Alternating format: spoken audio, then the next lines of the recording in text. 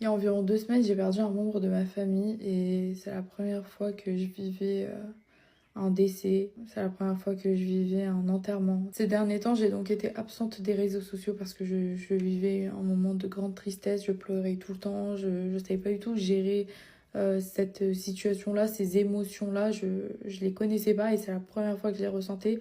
Et je me voyais mal prendre mon téléphone et me filmer en train de pleurer et raconter ce qui se passe. J'ai pris le temps que ça aille mieux. J'ai perdu mon petit cousin qui venait de naître. Tout se passait bien, la grossesse de la maman se passait super bien. Au moment où il est né, bah, ça allait aussi, ça allait toujours. Ce qui s'est passé, c'est que le bébé ne se réveillait pas.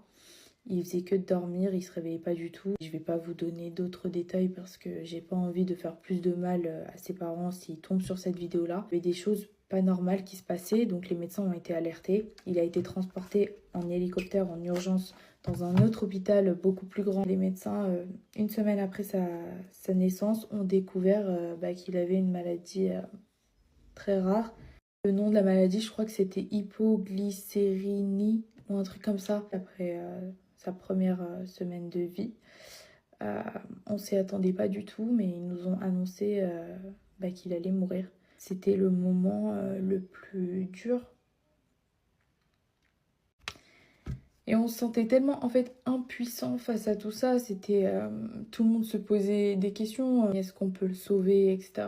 Est-ce qu'on peut trouver une solution? Et non, il y avait zéro chance qu'il puisse vivre. C'était horrible parce qu'en fait, on a commencé à attendre la mort de ce petit. Je crois que j'ai pas vécu pire situation que d'attendre qu'une personne devant toi meure. Moi, je suis pas la pire placée, hein. Moi, après, je suis rentrée chez moi, je pouvais plus, c'était trop dur de voir ça. Mais ses parents sont restés jusqu'au bout, jusqu'à son dernier souffle. Les médecins ont dit qu'il allait mourir d'ici 5 ou 10 minutes. En fait, ça a duré 72 heures. Donc, ses parents ont attendu sa mort pendant 72 heures. Je vais éviter de donner trop de détails sur cette histoire parce que j'ai peur que ça fasse du mal à qui que ce soit.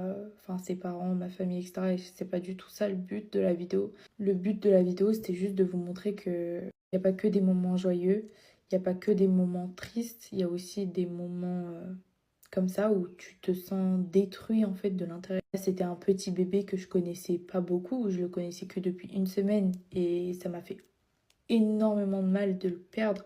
En fait, ça m'a fait surtout mal pour ses parents parce que je voyais ses parents vraiment plus bas que terre. Vraiment, c'était le fils de mon oncle.